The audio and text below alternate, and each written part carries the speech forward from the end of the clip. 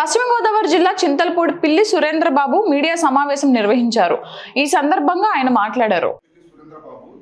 Babasaheb doctor BR Ambedkar గారు 1924 లో స్థాపించిన సమతా సైనికుల్లో రాష్ట్ర ప్రధాన కార్యదర్శిగా పనిచేస్తున్నాను.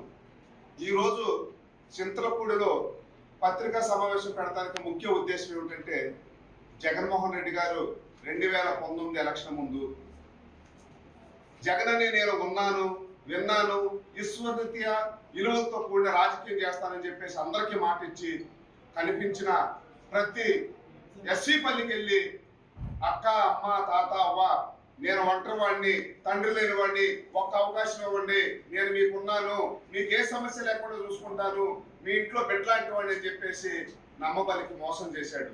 జగన్మోహన్ రెడ్డి గారు అధికారంలోకి వచ్చిన తర్వాత ఏ జాతులు అయితే జగన్మోహన్ రెడ్డి గారు కావాలని ఓట్లేసి అధికారంలో తీసుకొచ్చారో వాళ్ళని అణిసివేసే దూరంలో జగన్మోహన్ రెడ్డి గారి పాలన సాగింది. ఎందుకనంటే గత ప్రభుత్వాలు అనేక దశాబ్దాలుగా దళితుల కోసం ప్రత్యేకంగా 27 సంక్షేమ పథకాలని కొనసాగించడం జరిగింది. కానీ జగన్మోహన్ రెడ్డి గారు వచ్చిన తర్వాత ఆ 27 పథకాలని పూర్తిగా నిర్వీర్యం చేశాడు. చట్టబద్ధంగా ఎస్సీ ఎస్టీలకు సప్లా నిధులు ఉంటే ఆ నిధులన్నింటినీ కూడా నవరత్నానికి మళ్లించాడు.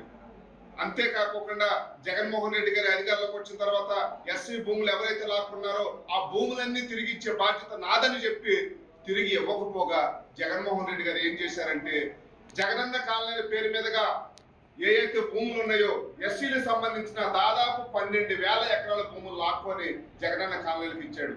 ఈ విధంగా ఎస్సీల్ని ఆర్థికంగా, రాజకీయంగా, సామాజికంగా మోసం చేసిన వ్యక్తి ఎవరైనా ఉన్నారంటే జగన్మోహన్ రెడ్డి గారు. జగన్మోహన్ రెడ్డి గారు ఎక్కువ పని చేశాడు. రాష్ట్రానికి నడుబొడ్డిన ఎస్సీలు ఎక్కువగా ఉన్న అమరావతి రాజధాని ఏదైతే ఉందో అక్కడ 5 అసెంబ్లీ నియోజకవర్గాలు, ఎస్సీ నియోజకవర్గాలు ఉన్నాయి. తాడికొండ, పత్తిపాడు, ఏమూరు, పామూరు 5 నియోజకవర్గాలతో పాటు ఒక పార్లమెంట్ నియోజకవర్గం ఉంది. ఇక్కడ ఎస్సీలు బలోపేతం అవుతారు. వీళ్ళు కనుక బలోపేతం అయితే నా పార్టీలో జెండాలు పోయిరు, నాకు జైలు కొట్టరు, నా కింద పనిచేయరనే ఒక ధోరణితో జగన్మోహన్ రెడ్డి గారు ఎస్సీల రాజధాని అయినటువంటి అమరావతిని పూర్తిగా నిర్వీర్యం చేసి 3 ముక్కల రాజధాని ఆటతో ఇప్పుడు ప్రజలలోకి వెళ్తున్నారు.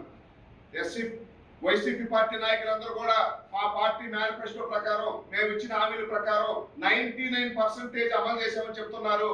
మేము సమతా సైనికులను ఛాలెంజ్ చేసి చెప్తుంది, జగన్మోహన్ రెడ్డి గారు కేవలం 20% హామీలు మాత్రమే అమలు చేసి 80% హామీలను అమలు చేయలేదు.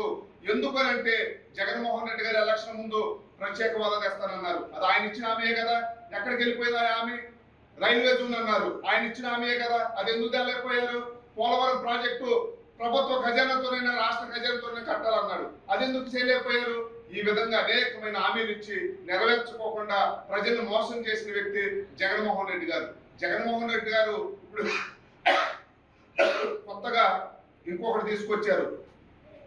కమ్యూనిస్ట్ పార్టీ ఫిలాసఫీ తీసుకొచ్చి క్యాస్ట్ వారు కాదు, క్లాస్ వారు జరుగుతుంది, ఈ రాష్ట్రంలో పేదలకు పెత్తందారుల మధ్య యుద్ధం జరుగుతుందని చెప్పారు. జగన్మోహన్ రెడ్డి గారు నిజంగా పేదవాడ, పెత్తందారు అనేది ఈ రాష్ట్ర ప్రజలందరూ తెలుసుకోవాలి. ఈ రాష్ట్రంలో, ఈ దేశంలో 7 బంగ్లాలో ఉన్న ఏకైక సీఎం జగన్మోహన్ రెడ్డి గారు. సొంత పేపర్ ఉన్న సీఎం జగన్మోహన్ రెడ్డి గారు. సొంత ఛానల్ ఉన్న సీఎం జగన్మోహన్ రెడ్డి గారు. సొంత కంపెనీలు ఉన్న సీఎం జగన్మోహన్ రెడ్డి గారు. ఎక్కువ ఆర్థిక నేరాలకు పాల్పడ్డ వ్యక్తి జగన్మోహన్ రెడ్డి గారు. ఈ విధంగా అనేక దోపిడీలకు పాల్పడ్డ వ్యక్తి నేను పేదవాడిని, నేను పేదల పక్షాన ఉన్నాను, పెత్తందారులకి ఓటేయొద్దని చెప్పేసి